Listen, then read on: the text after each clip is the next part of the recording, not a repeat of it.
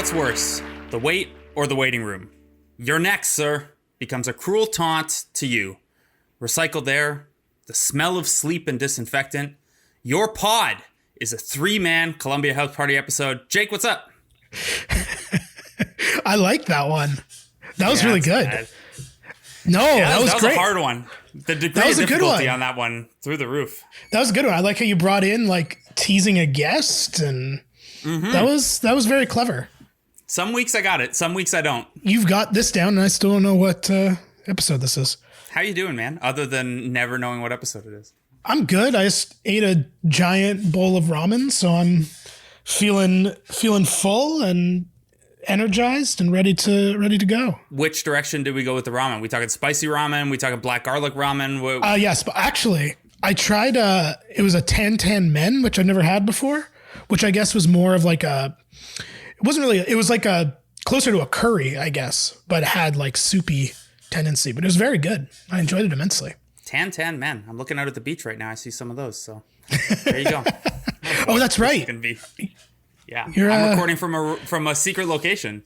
I love it. Looking out at Lake Erie right now, drinking a beer. It's nice. That sounds like a really nice day. Got to go run by the water today. Put my feet in the lake. Listen to today's album, which is a top tier Stare at the Lake album. Yep. Which, I mean, they all are. They're all top tier. Every album's a Stare at the Lake album if you have a certain personality type, but this one's right up there. We could have called this show Stare at the Lake Party, I think, and miss nothing. All right. We are going to bring on a fellow lake starer in a little bit. If you were listening to this is episode 38 of Columbia House Party. Thank you for continuing, or welcome if you're new.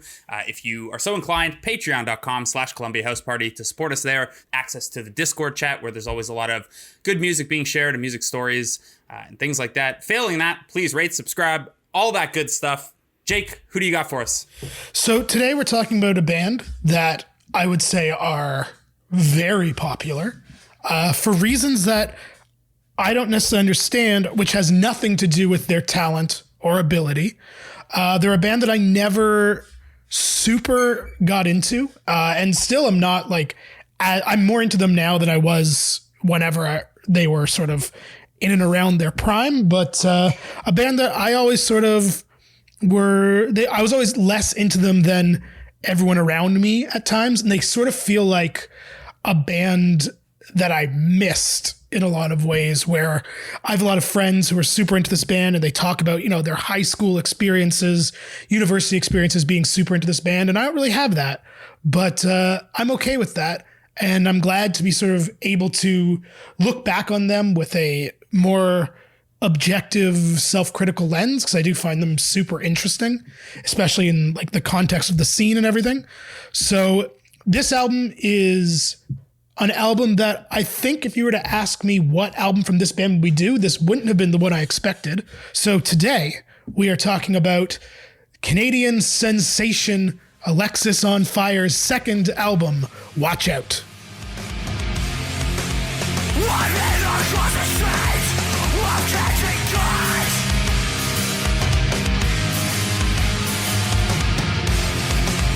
So why do I feel with pain? This is a violation. When I forgot what it was like before we tried to play. So this is what they call another endless night. So tired of believing if this is wrong or right. I think this causes loss. I wish that I could sleep. I feel like some kind of shadow, another slave to the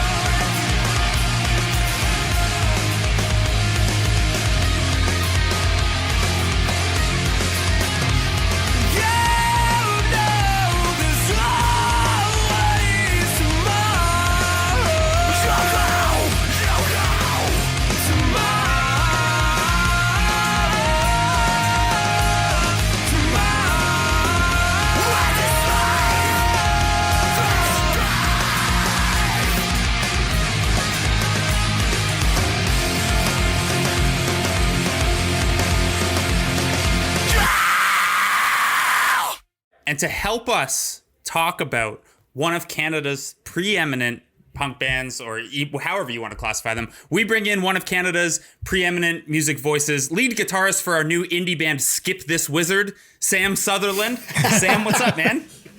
Well, I'm glad that you took an opportunity early in the pod to promote Skip This Wizard. I don't think we should explain that any further, but there's a wizard in all of us. So there's some irony in the sort of implication that you should skip it. In fact, do not skip the wizard. But it's a little bit of a play on, your notion of magic. So happy to be here. Happy to talk about Staring at Lakes. Happy to talk about maybe not the right Alexisonfire record, which we will, I'm sure, get into. I didn't mean it in a bad way. I was just surprised. Yeah, here's the thing with co-hosting a podcast with Jake and bringing guests on is Jake has the contrary opinion on a lot of things, and it's I would have picked a different album from this band comes up fairly often. So don't feel too badly about it. I didn't mean it like that. I just was surprised. I'm just surprised that someone who has taste as good as Sam likes the bad Alexisonfire album. I'm not saying Goldsbie. it's bad. That's what I heard. This is a pile-on, and I don't have time for this. You invite me into your home, and then you insult me. I should consider leaving, but I won't because I'm desperate for attention and human contact during coronavirus. Why don't you guys do the show then? Yeah, this will have to do. So if anyone doesn't know Sam, you can give him a follow at Sam Sutherland on Twitter, but all the vowels are taken out of Sutherland. His Twitter but and not Instagram's Sam. Who knows why I did that? Yeah. No, I just mean like it's Sam, S-A-M, and then it's Sutherland. It's illogical, but I don't know. All those bands were really big at the time. Yeah, it's fine. You're easy enough to find.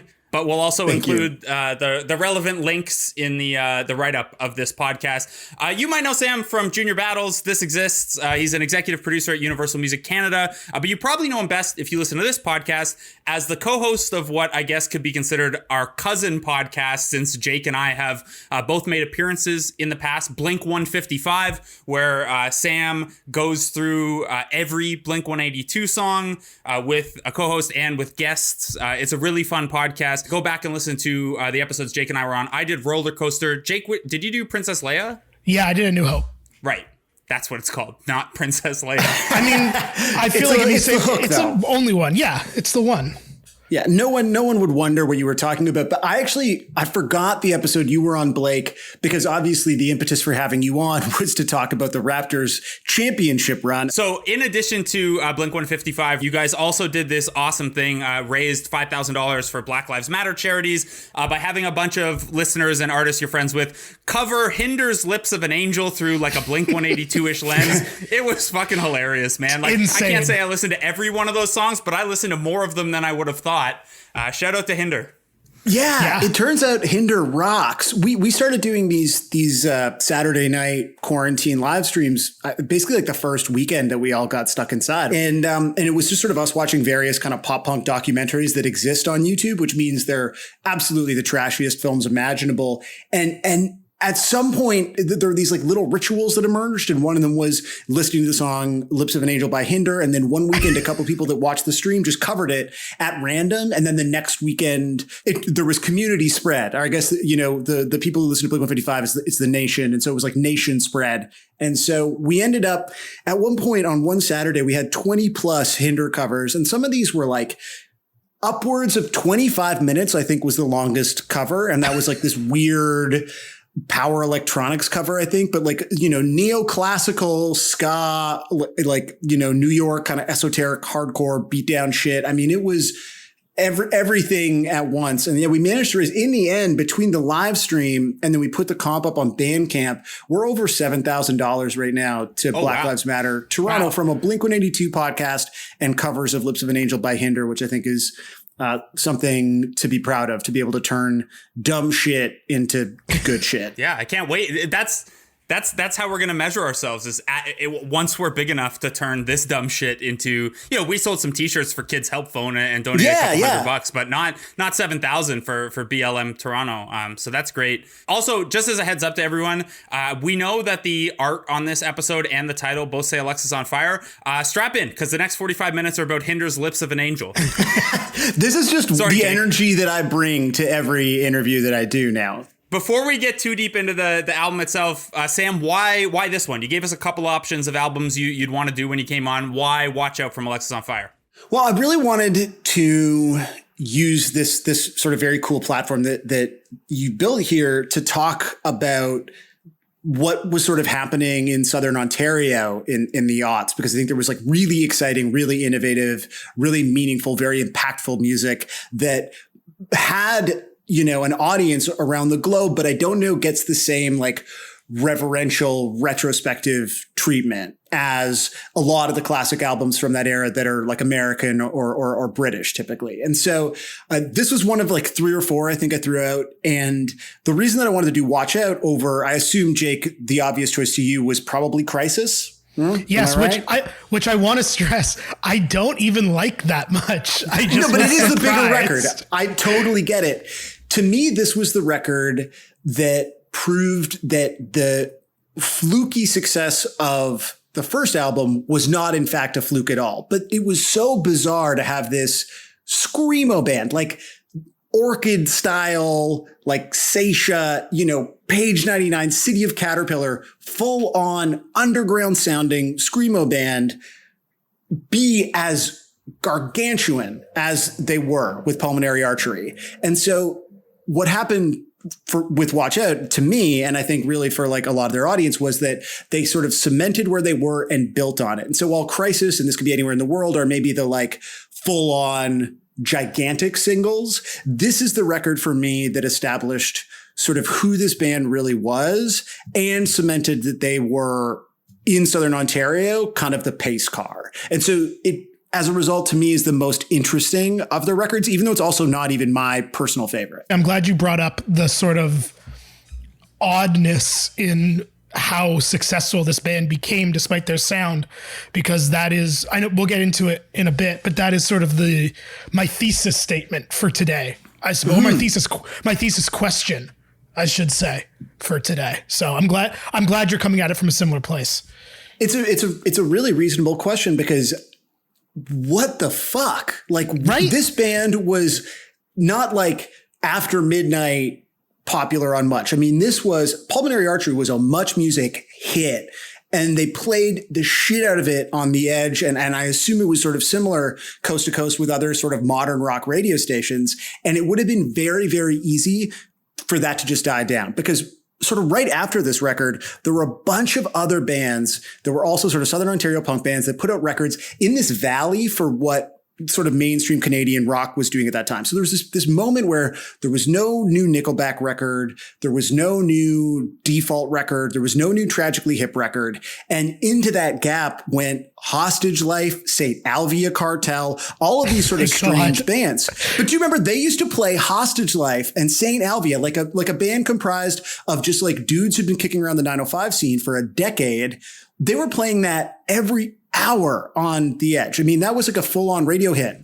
Blake and I have kind of a running joke about the band Tiny Moving Parts, about how we've seen them open for every band in the world and never seen them headline. And St. Alvia Cartel was that for me like 12 years ago. Yeah, like completely. I saw them so many times because they were always the opening band. Yeah, because everyone loved them. I mean, they are like 201, the nicest guys on the planet. That record in particular, like it was good. The Don't Want to Wait Forever was like the hit. And so all those bands kind of got a shot in the same way that Alexis got a shot, but none of it stuck. Like, it's not like The Edge kept playing Hostage Life. They weren't like, oh, Maryland's Vitamins. I remember them. They were a sick anarcho-punk band. That kind of came out of the Who's Emma scene in Kensington Market. That's tight. Let's keep doing that. That all went away the minute that the established kind of can rock royalty started releasing albums again. But Alexis just permanently etched themselves into this upper echelon of, initially kind of, Canadian just sort of rock stardom, but then also, in Australia and in the UK sort of achieved that same stature. And I think that really happens on Watch Out. Watch Out is the reason that is still true today. Watch Out, such a successful follow-up to the self-titled that not even Nickelback's new album could kill Alexisonfire's momentum. We're going to talk about Watch Out in a lot more detail after this.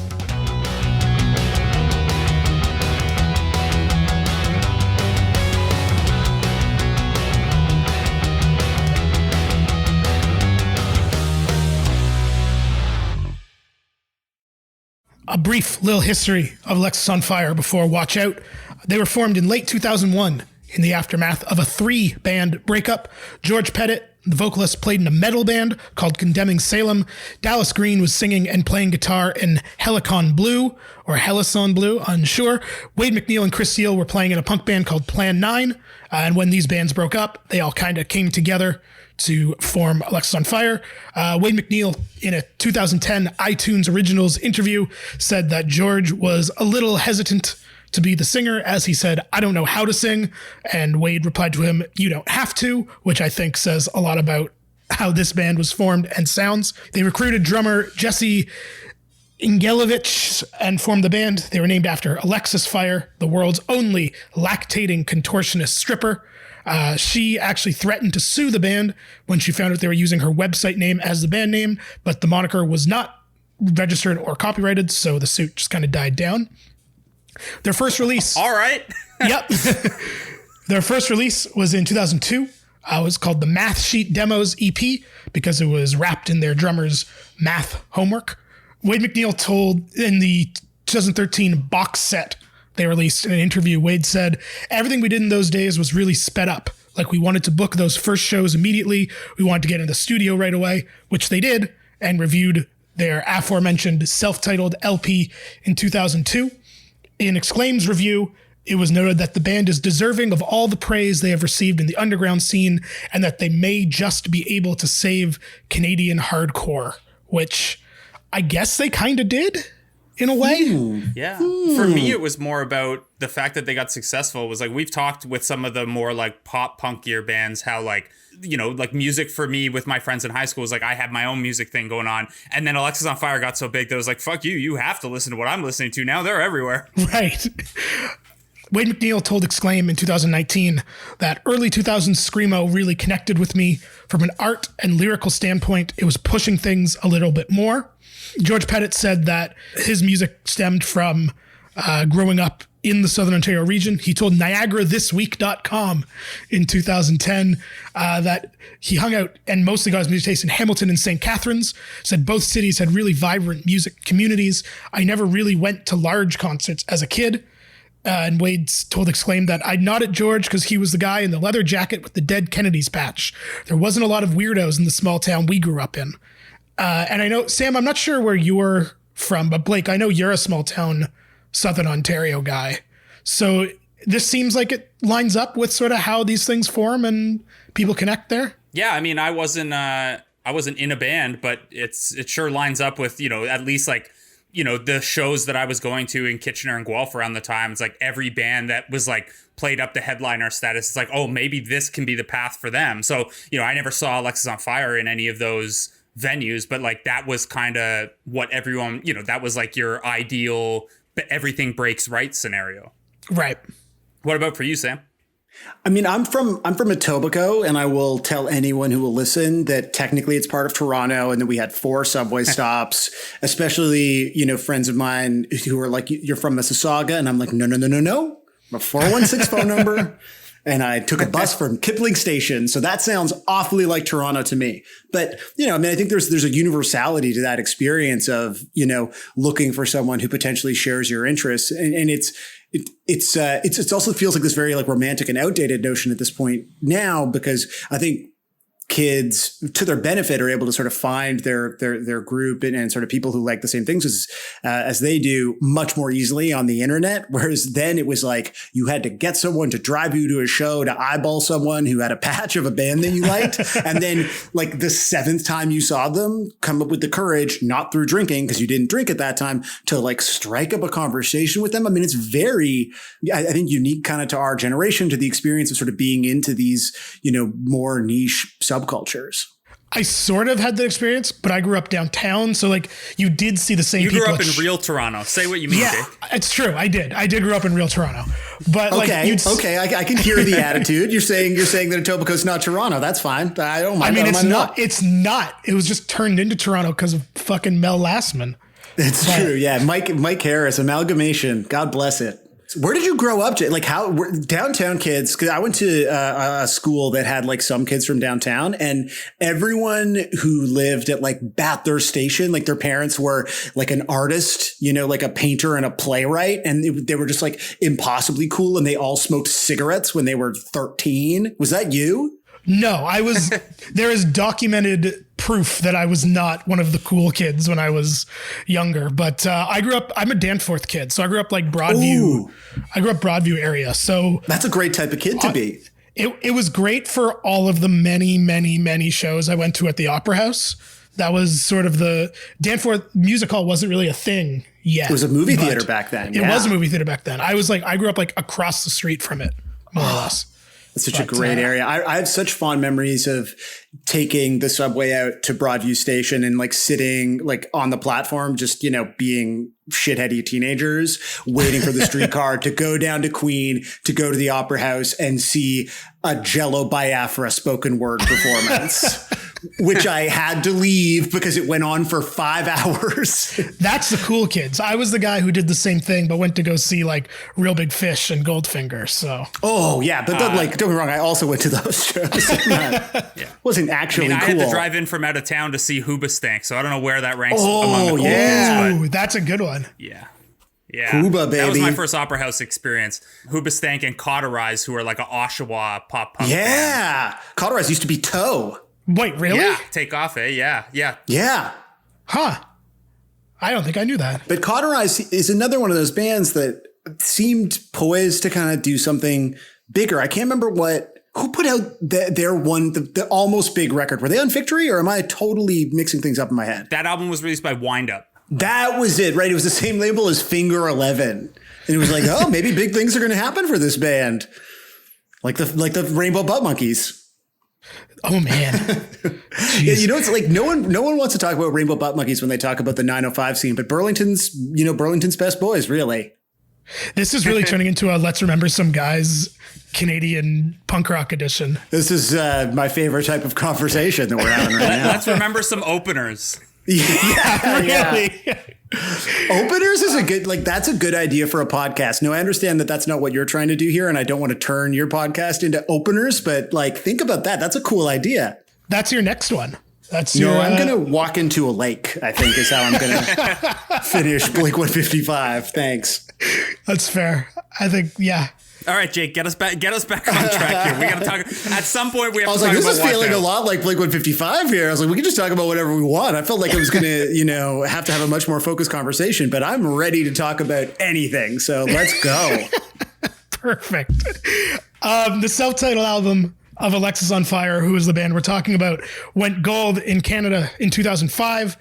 This was on the back of, as we were talking about earlier, specifically Pulmonary Archery, but also Counterparts and Name Them, and Water Wings drew significant airplay on Much Music. Water Wings was how I became aware of this band, because that video is so fucking weird.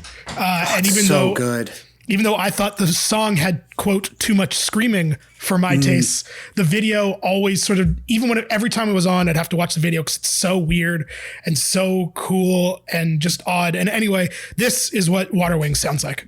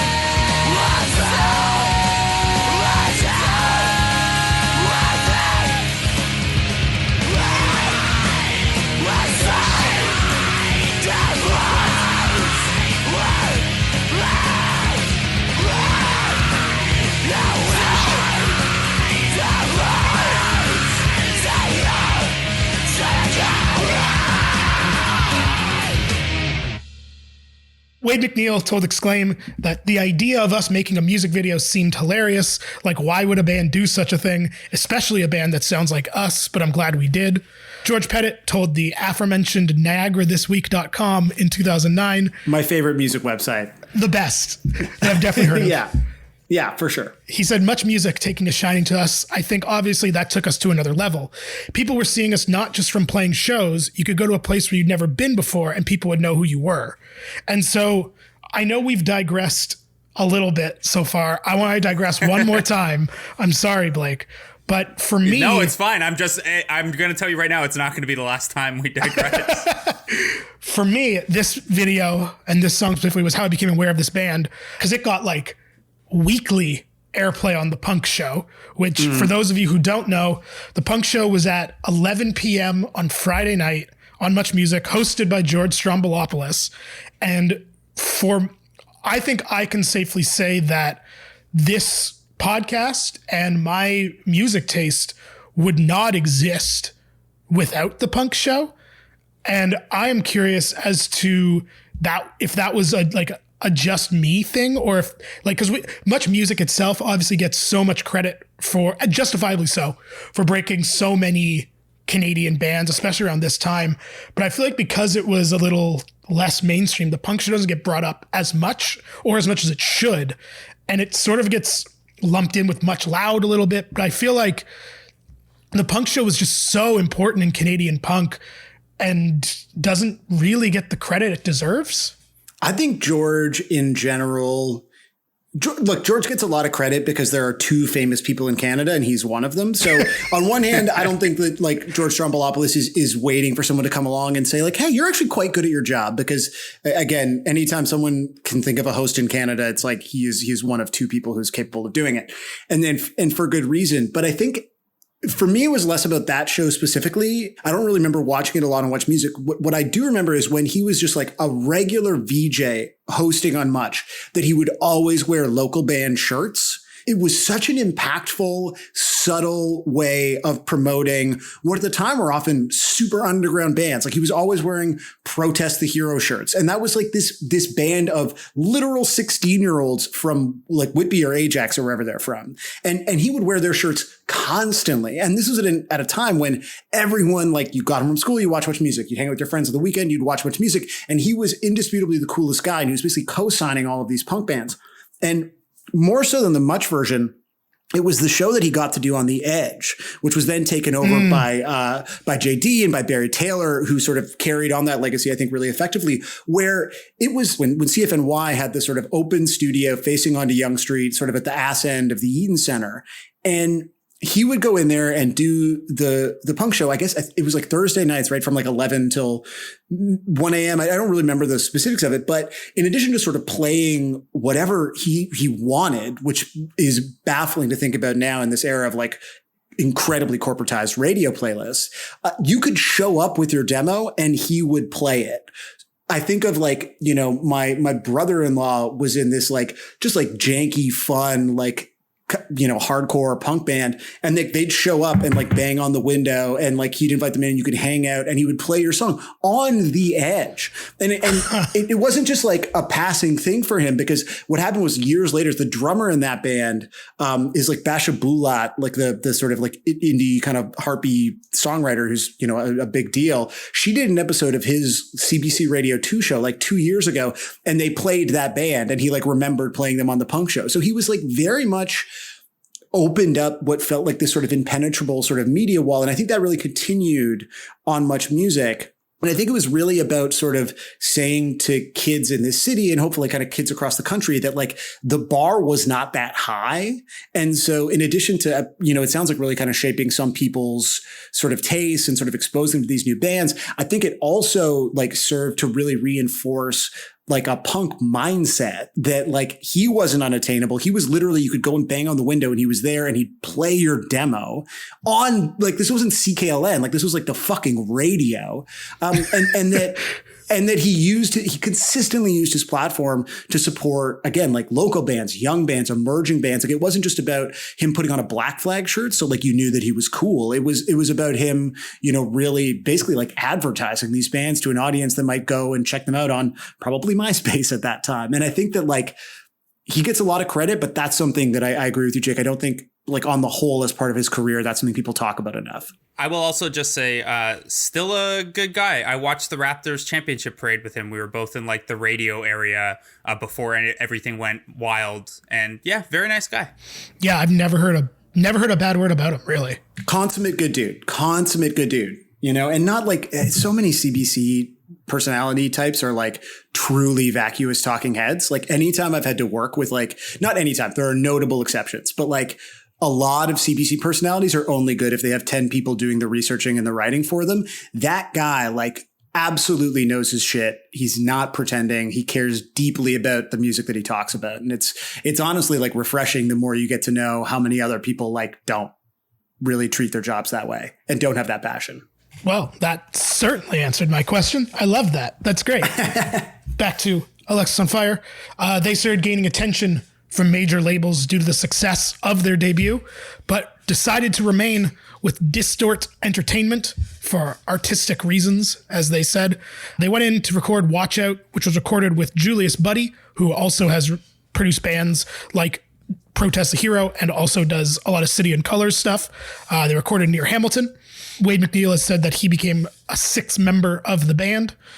George Pettit told Exclaim that in the recording of Watch Out, they were a little unsure about whether or not he would stay in the band. This sort of gives me shades of Fucked Up like 9 years ago. Pettit said, there was a time when my presence was a bit of a question mark whether I was going to continue to be in the band due to the production and the songs of Watch Out scaling back his screaming and upping Dallas Green's contributions. This album lyrically is kind of all over the place. There's songs about the girl Linda Blair played in The Exorcist, songs about go-karting, there are songs about cocaine, and there are multiple songs inspired by short stories by Kurt Vonnegut. One of those songs is this song, which closes the album and has been played at, I think, almost every Alexis show since then, and that is Happiness by the Kilowatt.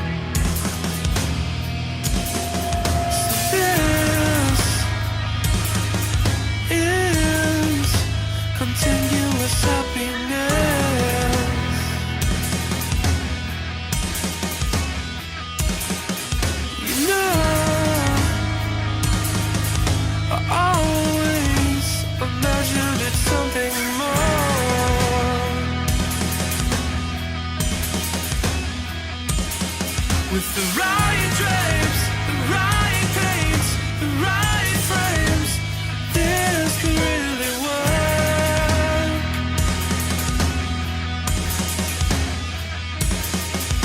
What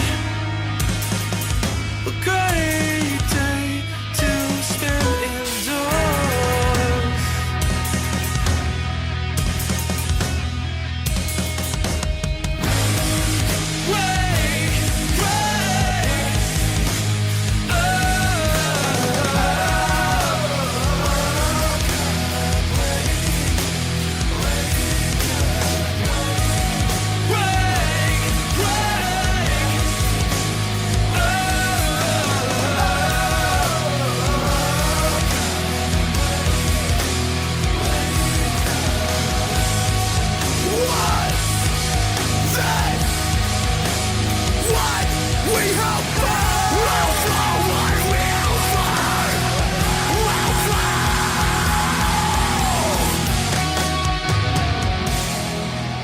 By the way, the Vonnegut short story is the Ufio question.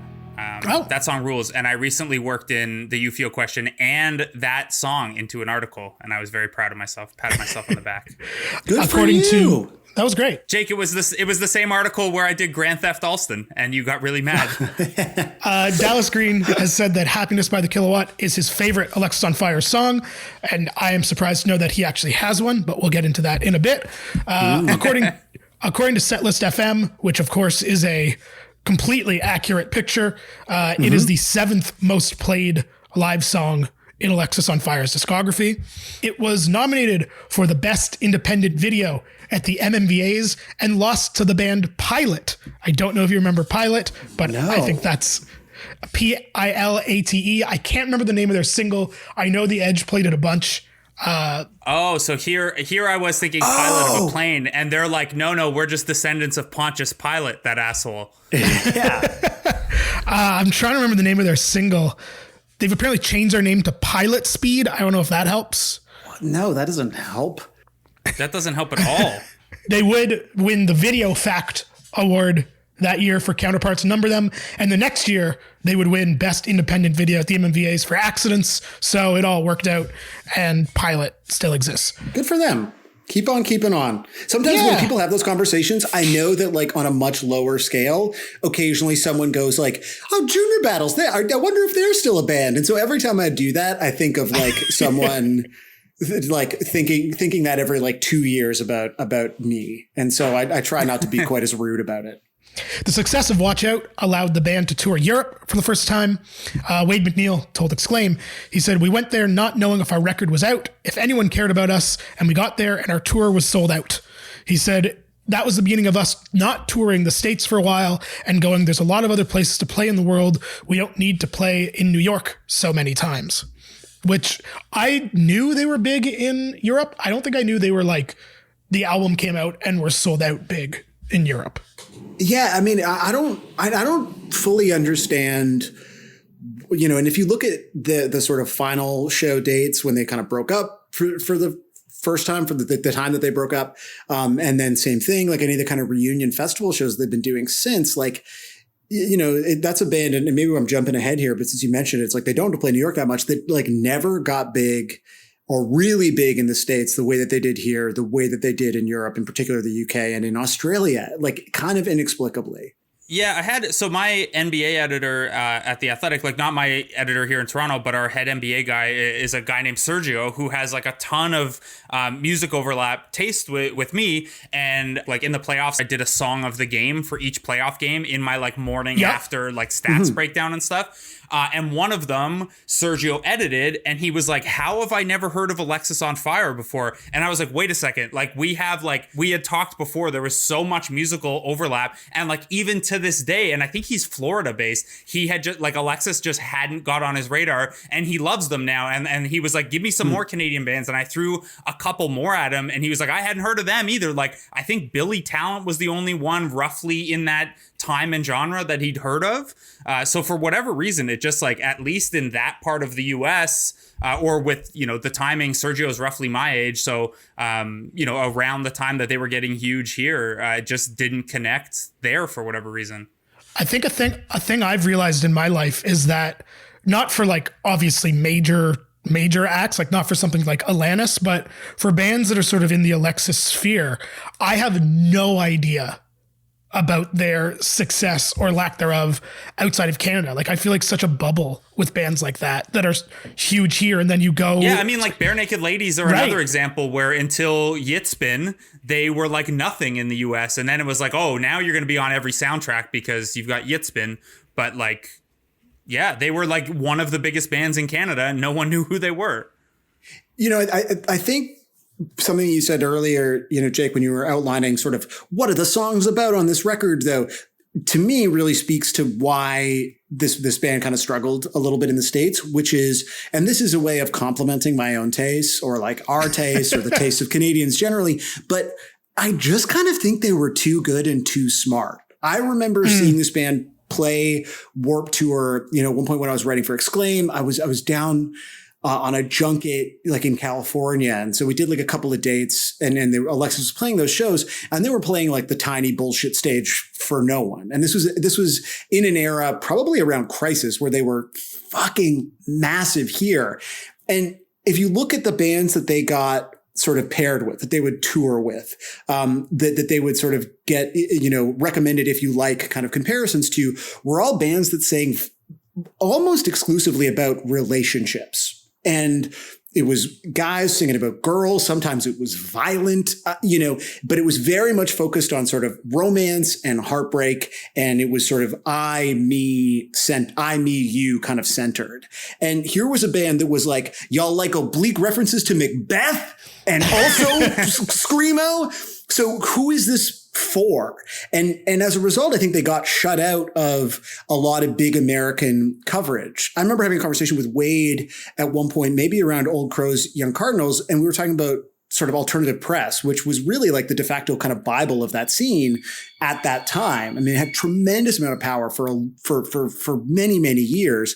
And Alexis got absolutely no love from that magazine. I think the only person that wrote about Alexis for AP was me, and it was on the Dog's Blood EP, and I gave it like a middling kind of review.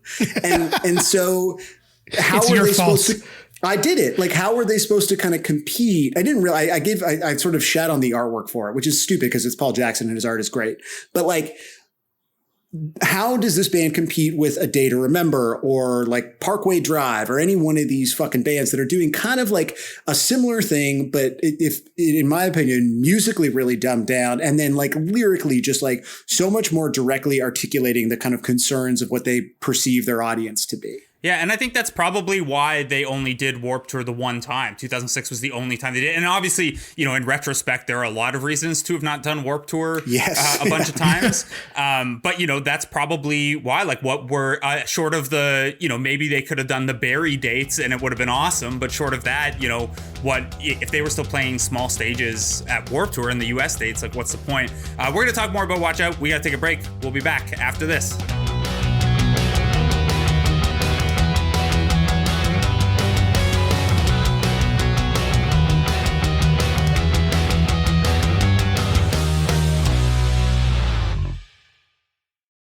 So I think of sort of in retrospect, one of the most notable songs on Watch Out is not one of the major songs on Watch Out, and that's the song Sidewalk When She Walks, which is notable because it features no George Pettit vocals.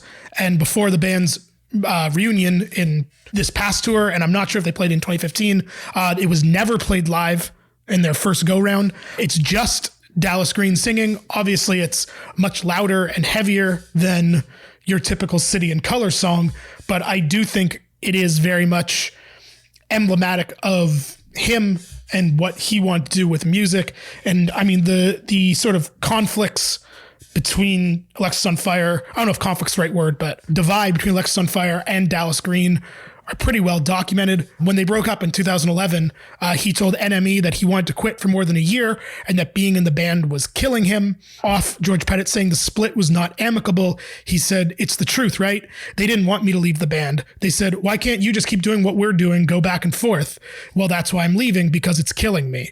As much as they saw me always on tour and putting records out back to back to back, I don't think they really understood that I was literally never home. I've had nervous breakdowns. I was in the hospital with pneumonia. I've lain in the bus crying uncontrollably at night.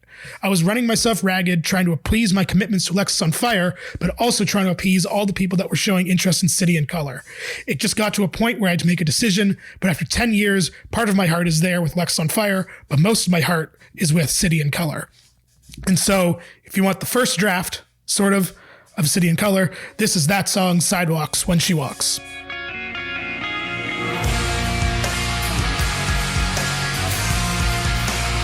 Just to kill you looks alright. I am drunk with lust tonight. Your wounds are opening wide, and they might be just my size.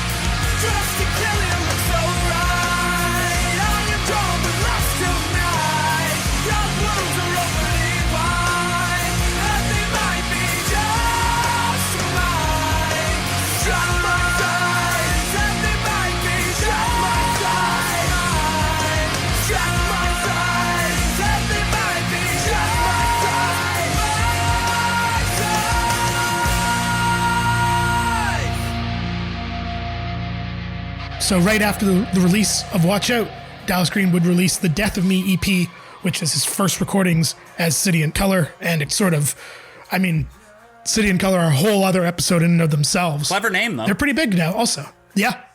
But also, like, I've seen, they headlined like Riot Fest in Toronto now. Like they also became extraordinarily successful.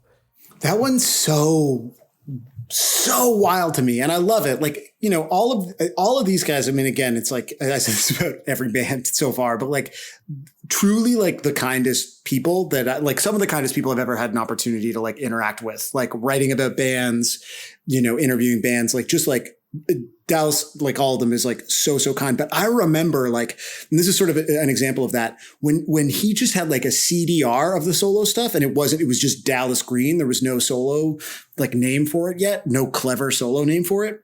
I have like a burned CDR of someone else's CDR that I found when I was cleaning. It's like Dallas Green solo record or solo songs or whatever. But I had a band in like high school, and I got Dallas's like Hotmail address. And this was at a point where they were playing, you know, I think they were probably playing the Opera House, like as Alexis sort of tier, and emailed him and was like, hey, I have this like sort of like acoustic, in retrospect, very dashboardy kind of band. We're doing our CD release at the Cathedral. The Pettit Project played for like another sort of classic 905 throwback. And I was like, hey, do you want to play? I can't really pay you, but I'll like give you a couple of bucks from the door. And he was like, sure. And he came out and played for like 30 people, no mic, because like, I don't know if you guys remember the layout of the Cathedral. It's basically just like a big black room, but his voice is so fucking powerful that it just like, the mic was like 2 feet and he was just singing and playing acoustic. Came with a couple of friends, was super nice. I don't think I paid him in the end because he had to like leave early to like get home to St. Catharines. Probably didn't need to watch the Pettit Project, and was just like, we weren't friends at that point, but he was just like so like kind and giving and sort of also I think excited to play those songs live. But it's obvious that that's where like a huge amount of his passion even was at that time, and obviously continues to be. He will always have a place in my heart for a similar act of kindness. So he's a huge Raptors fan. And like he flew back after a show in London to like catch one of the marquee playoff games. And then they did those 2 shows at Molson Amphitheater where like the Raptor was on stage. The Raptor came out. Yeah, I was at one of those. Yeah. So I couldn't make it, but they released that like their logo mashed up with the Raptors logo. Yes, and he like managed to get one. He like put aside one of those shirts to get to me, and I've never met him. Oh, that's so like, nice. I don't know him at all, but like someone called in a favor and was like, Blake can't make it because of the Raptors stuff, and yeah. The other thing that I want to talk about and I know Blake wants to talk about this as well, which is I guess related to this album, but more Alexisonfire as a band on the whole, is the fact that they are very good at writing album openers. Throughout their 4 albums, you have 44 Caliber Love Letter, you have Accidents, you have Drunks, Lovers, Sinners, and Saints, and you have the best one, which is Old Crows. I also think that we sort of talked about earlier the sort of very, not subtle, but definitely a bit of a shift in sound from the self-titled to Watch Out, and the more of the interplay between George and Dallas and how this song really sets the tone for that. That also seems to be on purpose. The band said that most of the songs on their debut were first drafts, whereas Watched Out was rewritten and honed on the road. They told TruePunk.com, this isn't taking away from our self-titled, which we love. We were all just in a better place and it worked out. I can sit here and go on about the differences, but you can go buy the album or stream some songs from online, which is a very funny sentence, and you'll be able to figure it out. The fans are smarter than a lot of industry gives them credit for. They know what's up. And Accidents, as I mentioned earlier, won an MMVA for Best Independent Video. It also received quite a bit of airplay on Much Music. And it's also just a really kick-ass opener. Yeah, it sure is. And they, like, in general, I would say, like, if I were talking on average or like painting with a broad brush, like I like a snappier opener, and these aren't that, but they do such a good job of like mood setting and getting you ready for Alexisonfire albums that like, I don't know, these like slower kind of rolling builds on the openers. I don't know. I've always thought, we talked about this on a bonus episode too, where like we got asked what our like walk-up music would be for baseball. And I was like, man, it sucks that you only get 10 seconds. Cause like I could pick like half a dozen Alexis songs that like the first 30 seconds would be an amazing build up, but you only get like 8 to 10 seconds when you're coming up to the plate. So it doesn't work out as well. I think you're right though. Like I remember, I mean, I've told the story a lot of times. I just think like, interpersonally, but like I said, the idea that there were such expectations for what would happen after that first album, and the way that as you described it, like the first album is like very much the way every kid writes punk songs, which is like riff, riff, riff, part, like not really considering the notion of a song as a complete entity. And this album, the way that it starts, like, first of all, it's like sort of disorienting. I mean, it sounds like an In Flames record off the top, and that like boo doo doo doo doo, like you don't know where you kind of are in the song until like the hit comes in and then you have the hats kind of clicking. But up until then, it's just like octave chords, which are of course like the coolest thing that you can do on a guitar. And I remember I was writing an article about them. And so I got an advanced copy of this, and I went to like my friend Malenko's house, who was like the guy that like had gotten into the band first in our group of friends. And like, we put it on, and I talked to him about this recently. Like he remembers this too. Like we put Watch Out on, and that song started, and there was this like first like just a sense of relief, like, oh my God, like it's good. They did it. It's like this band is concretely fucking great. But also just this idea of like, this is like, for a time, if you were to ask me, like the greatest album opener ever. And like, maybe I've tempered that opinion, but still, like, I think of those Amp shows. Like I think of seeing them at the Danforth the year before that. And like, when this song, it's not my favorite Alexis song, but like when those octave chords start, the like dueling harmonized, I have goosebumps talking about it right now. Like when that happens live and the fucking hit comes in, you're just like, rock and roll is amazing. Like it's so great. Well, we could listen to those octave chords because this is what the song Accidents sounds like.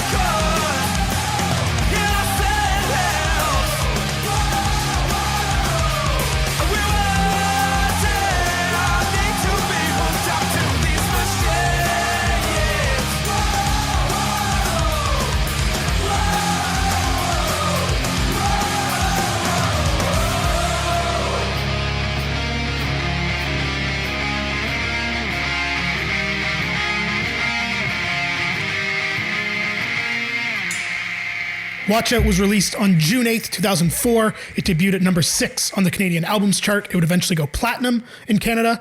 In 2005, they would win the Best New Artist Juno, beating out Death from Above 1979 and the great forgotten Canadian band, the Marble Index, who I will talk about another time because they were so fucking good. Jesse Ingelovich would leave the band in 2005 to spend more time with his family. He was replaced by Jordan Hastings, who was in Jersey, which I didn't know. Generation Genocide is a dope song. Stand up for Jersey. It was pretty well received commercially. It got a 3.5 from AllMusic, a 7.2 from IGN when they reviewed music, I guess, and a 9 out of 10 from Punk News. It went gold in 2 weeks in Canada. In 2006, they released Crisis, which is also platinum in Canada, an album we will probably talk about another time on this show. That was voted the 50th best Canadian album of the 21st century by Kerrang, and we could go on for a long time about it, and we probably will one day. In 2009, they put out my favorite Alexisonfire album, Old Crow's Young Cardinals. the Dog's Blood EP that Sam gave a middling review to in 2010. Just the art. In 2010, as we said, Dallas Green told the band he was leaving and they would officially break up in 2011. They reunited in 2015, playing several festivals, including Reading and Leeds, and then finished their tour headlining Riot Fest in Toronto, I believe the final Riot Fest in Toronto, at which Wade MacNeil announced on stage that the band had officially reunited. And then in 2019, they released Familiar Drugs, their first new song in 9 years, and they have since released the songs Complicit and Season of the Flood. And that pretty much brings us up to date on Alexisonfire. Two other things there's one other thing to mention. Wade MacNeil also scores Dark Side of the Ring, Vice's wrestling documentary series. And he does a phenomenal job of that. And you can check out the soundtrack for that show. The show's worthwhile too, but it's also very cool that Wade, who I guess is a wrestling fan, has scored that show. So that's what he's up to. That is very cool. Wade seems like a very cool dude. Coolest voice in the world too. Yeah, they all seem.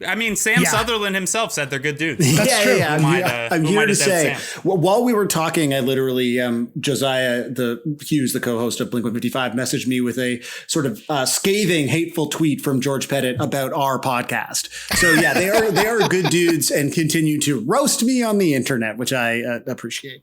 Well, we can re-record this whole podcast if you want and talk about how Dallas is the only good singer in the band if you'd like. Just turns into the Fuck George Pettit show. Yeah, exactly. Let's do it. I would like to sort of take back all of my earlier opinions, please. Talentless hack. No, I'm sorry. All right. So Jake, you wanted, I know we talked about it a little bit earlier on, but you wanted to bring this back to Alexisonfire's success and kind of the unique challenges and opportunity of being like a big Canadian, non-big American band, right? Well, I think from my perspective, as someone who was never really that into them and likes them significantly more today than I did when I think pretty much everyone else I know, including you guys, got into this band. Like they've never made any sense to me. Like I was at one of those amphitheater shows last year as well. And it was like it was sold out and it was packed. And like they headlined festivals here and they play Reading and Leeds.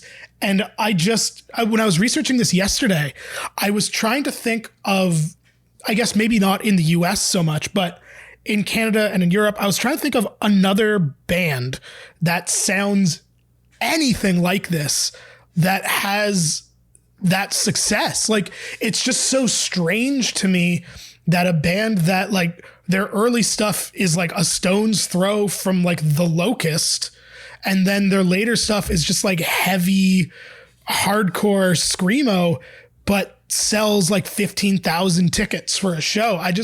It has always amazed me, and now that I am older and have a more broad sense of music in general, it still amazes me. And like it's not for lack of talent, but it's just amazing to me that a band that sounds like this is so successful.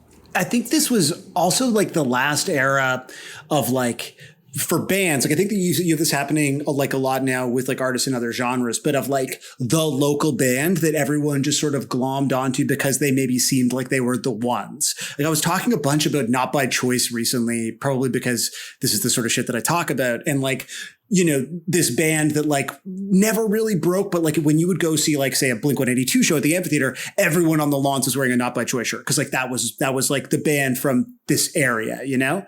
And I think like Alexis initially sort of had that kind of groundswell of support, like the same way bands like Monine did, that was like, this is like our version of a thing that we know is kind of happening elsewhere, but it's like a little different. It's more ours.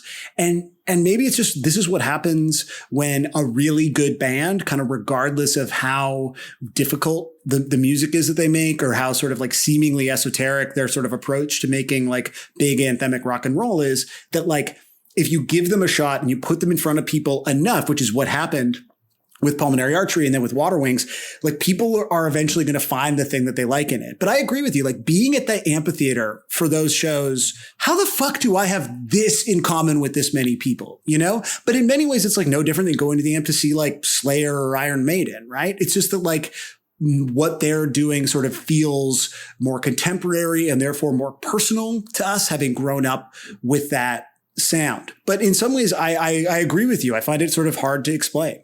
And I don't want to like recenter that discussion on like friends of ours, but like I feel like the closest thing that I've experienced to that in the last maybe like 5 years or whatever is like Pup between like in the lead up to Morbid stuff, where like they did the 3 nights at the Danforth, and then they had, you know, coming out of Morbid stuff, they had Echo Beach, which was huge for them. And it was like only then that they were starting to do bigger venues in the US. I remember seeing like members of like sports media make jokes that like, I know more people who like Pup than like I have followers on, or following on Twitter. Like it was just, they became kind of like Toronto sports Twitter's band. And it's like, obviously it's not the same scale as Alexisonfire, but it's like the closest thing I can think of from recent times. But I think that's a really good comparison, because like Pup in that context, that makes more sense to me. Not because of like their music, well, I guess because like their style, like to me, they're much more pop oriented and accessible, whereas Alexis is like fucking weird, man. Like for a band of that success, like it's weird. The difference is though, Alexis has good guitar work, which Pup doesn't have. So, well, Alexis doesn't play ska, so yeah. Tell Steve that we think ska's good, and we kind of thought Topanga was better. Ooh. but no, I mean, I think like the fact that they so successfully melded what was this like burgeoning thing in kind of hardcore, which was the screaming singing, created a window for people. This is why I wanted to talk about the Southern Ontario thing, because like none of these bands like Silverstein or A Day to Remember or like other bands that got bigger worldwide exist without Grade. And I think that Grade get no credit. And then sort of Alexis sort of similarly, weirdly don't somehow, I mean, they get more credit, and they probably like enjoy maybe a slightly nicer lifestyle than Kyle Bishop does. I don't know. But there was this sort of thing that was happening that happened here. Like like I'm responsible for it, but sure, I'll take credit. We are responsible for this sound that like completely took over Warped Tour and took over alternative press. And it allowed people who might have otherwise, like Jake, like you were saying, you found the screaming kind of alienating, to find like their hook into it. And then once you had that, like once there was like a way for you to relate and understand, all of a sudden you were like, oh, I love these guitar parts. Unlike Pup, you know, I love, you know, this drumming. Although like, I mean, Jesse had his struggles as a drummer. You know, I think like the way that sort of Dallas became the window for a lot of people. And then you kind of progressed to the point where they really started to understand how to use all three voices in this like incredible fashion. I think that is maybe part of it. And that none of these other bands really have like, even if they had one person who was screaming and singing, they were like compromised somehow. Like maybe they weren't as good at one of those things. Whereas like, there's no denying the fact that Dallas Green is like one of the greatest vocalists this country has ever produced. And it's hard to not feel it in your plums when he starts singing, wherever your plums are, your emotional plums, you know? It's funny you say that, because like I remember in high school when I was sort of not like against this band, but like they just weren't for me. I remember saying out loud, like, oh, I'd like it more if they just had Dallas Green's parts, which is funny to me now because I'm not a huge City and Color guy. But then I go see Alexis, and then that interplay between all three of them, as you say, it's like, it's just so good. But that's why a song like Sidewalks When She Walks is like a song for you then, right? It because was, yeah, for Dallas's sure. vocals, yeah. Speaking of songs for you, Jake, but more songs for Sam. Sam, at this point in the podcast, we always pick one song from the album we're discussing for the Columbia House Party mixtape, which is kind of the living diary of this podcast. So we have to choose a song off of Watch Out that you feel either that you like the most or feel best represents a conversation, or whatever you want. We can decide together, or you can just unilaterally impose it as the guest. Well, listen, I don't want to tell you how to do your job. My suggestion is Accidents. I feel like it's the most resonant, anthemic distillation of what made this band so powerful at that moment and what has sort of carried them into the present as like an ongoing sort of relevant concern. I would agree with you. It was when Jake and I DM a little bit before each of these episodes, and we take turns carrying the research load. And he was like, what do you want to talk about from Watch Out? I'm like, I'm sure whatever will be fine, except we have to talk about Accidents because it's such a great opener. So I'm with you. As long as Jake has no objections to Accidents going on the mixtape. No, I'm fine with that. And I have to say, this hour, 10-minute conversation, I think this is the first time on this show now, so 38 episodes, that I feel like I'm a bigger fan of the band we were talking about due to our conversation. And now I want to really go back and like revisit the whole discography, which I don't think has happened yet on this show. So I second Accidents, and I find that very interesting. Well, this is offensive to Third Eye Blind, Jake. I thought that episode I sold tried, you on man. Third Eye Blind. I tried. You know what? It turns out you might be on the right side of history on that one, Jake. I don't know if you've seen Stephen Jenkins' recent musings on the internet, but not great. No. Let's not get into it. It was something that we talked about on that episode, was like, he's like, by all accounts, such a like rampant asshole, and has like put his foot in his mouth a bunch, and a lot of industry people don't like him, but also like he had this history of like trolling Republicans in like really large ways. It's just like, man, maybe he wasn't doing that out of anything other than like he's kind of an edgelord. Yeah. All right. Before we go, thank you to all our Patreon subscribers. And if you are so inclined, patreon.com/Columbia House Party. Failing that, please rate, subscribe, all that good stuff. We also have to thank, of course, Sam Sutherland. You're welcome. Can follow at Sam Sutherland with only some vowels on Twitter. Check out the Blink 155 podcast and everything Sam and Josiah are doing with that. A lot of great stuff. And like this podcast, it's not like those Blink songs and Blink episodes aren't still there to go back to. My episode may be not as timely anymore, since we do talk about the Raptors in the midst of the NBA Finals. But I'm sure Jake's holds up I feel like well. my episode might as well be a different show based on what it has become. Yeah, well, I mean, listen. they've gotten such bigger guests since you, right? Also true. No, you were both the shining lights. You were the jewels in our crowns in terms of friends of the pod, and I'm grateful to you both for giving us your time sort of previously, and thank you for letting me come on and yell about I think like one of the most important punk bands in this country's history. Yeah, man, and I think I like, obviously you were high on our list of people to bring on anyway, but I wanna have you back, and I wonder if we can do something around some of the more obscure Toronto punk acts that we talked about, just to kind of like revisit this conversation and talk about like a Moaning or something like that. But we'll figure that out. Just an episode about the Big Bop. Just bands that played there. Be still my beating heart. I would love to anytime. Hey,